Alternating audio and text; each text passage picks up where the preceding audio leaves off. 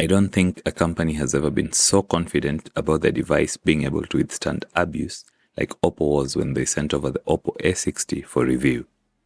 Oppo told me that this phone has passed the MIL STD810H military-grade shock resistance tests, which include multi-angle drop tests, high impact intensity tests, and other high-standard tests. When unboxing it, I thought to myself, maybe it will be a rugged device, but then here it was on my desk looking like any other normal phone. I was surprised. I expected something thick or something reinforced and boring looking. But here it was, and it looked nice and well built with a very nice purple finish. So the first thing I did after unboxing it was take it through its paces. I made a short video which you guys should watch before this review, throwing the phone around, hitting it on the screen, driving on it, and just trying to see how serious the certification is. Spoiler alert, it survived everything well enough, apart from a tiny dent on the side during one of the last falls. It's important to say that no one will mistreat their phone to this level. This is pretty much just assurance that you can have a phone that can withstand many accidental drops and many other falls without any issues. Now that I had verified the certification claim, I needed to know what corners Oppo had cut to make the A60 cost just 30,000 Kenyan shillings. Because, honestly, to brag about that certification and then go ahead and offer 8 gigs of RAM and 256 gigs of storage at that price point, there must have been a couple of corners that had been cut. In this review, I'll tell you all those corners, and then you'll be able to decide if you love the device as it is or if it isn't the device for you. Let's start with value for money. At this price point, competition is very tight. We have devices from almost every other manufacturer with a presence locally. Customers want the best value for money offer in the market.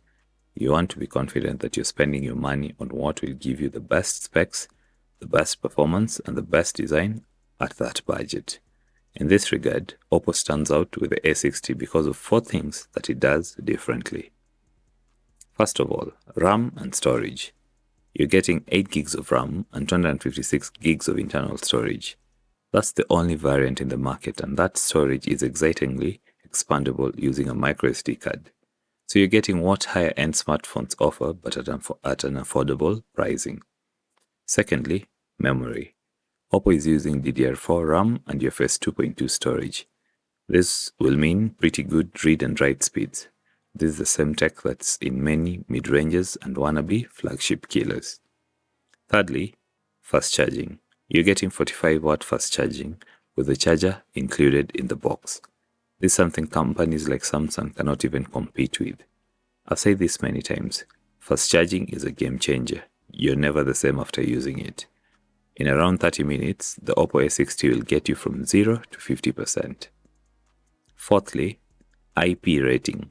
Finally, you're also getting an IP54 rating on an A series from Oppo, meaning you can be confident the phone will handle splashes of water and dust concerns without any issues. Fifth, dual speakers.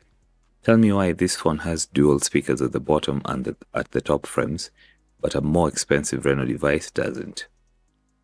I was quite shocked myself when reading the reviewer's guide and then looking at the phone and wondering why this felt to me a better deal compared to the Reno series from Oppo. I was at the same time using the Reno 11 F5G, whose review I've just posted. So to me, from the specs and the price, and the fact that I had just thrown around the device, hit it on my tripod, and even driven on it, it felt like the Oppo A60 was very much the better value phone to recommend. But there are corners cut, and let's look at those corners now.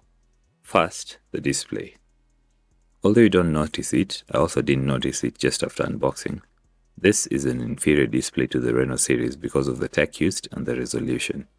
It is an IPS LCD display with a HD Plus resolution.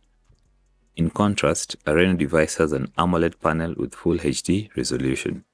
What's good about it is the 90Hz refresh rates of the panel and the fact that it can hit 950 nits of peak brightness. I think those two make you forget that it's not full HD. Secondly, there is no 5G. I mean, at this price point, you can excuse the lack of 5G to some extent. and Oppo is also targeting Qualcomm lovers with the Snapdragon 680 processor. But then, it's 2024 and that's a 2021 processor. Anyway, in terms of performance, I've had no issues with my usual social media browsing and my usual tasks. You'll notice a couple of slight delays when switching between apps, but this is to be expected and that's not an issue, to be honest, because a lot stays in memory. Thirdly, bloatware. This is the first time in a while loading up a new Oppo phone and seeing very many games installing themselves after completing the setup. I'm guessing this is one of the ways Oppo is making money from this hardware. Gladly, these apps are easily removable. Fourth thing, cameras. I think this is a weird thing to say because the 50 megapixel camera is quite okay.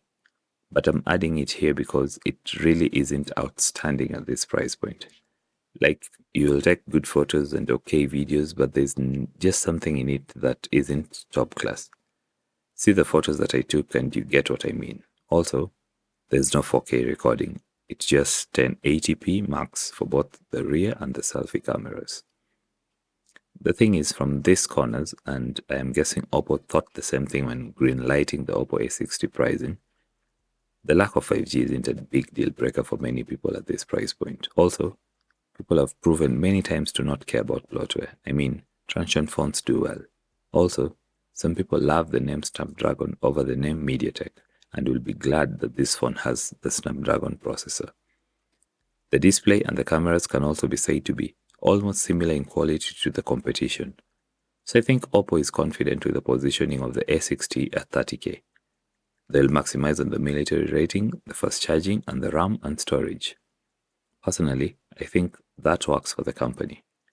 People will see the marketing and people will see the videos about the phone falling and not cracking, see the phone in person and notice the build quality, hear about the RAM and storage, and then the Qualcomm processor, and they will be ready to spend. I think it's an okay device at this price point. I've loved having it and using it, knocking it around and throwing it around. Tell me your thoughts in the comment section and subscribe.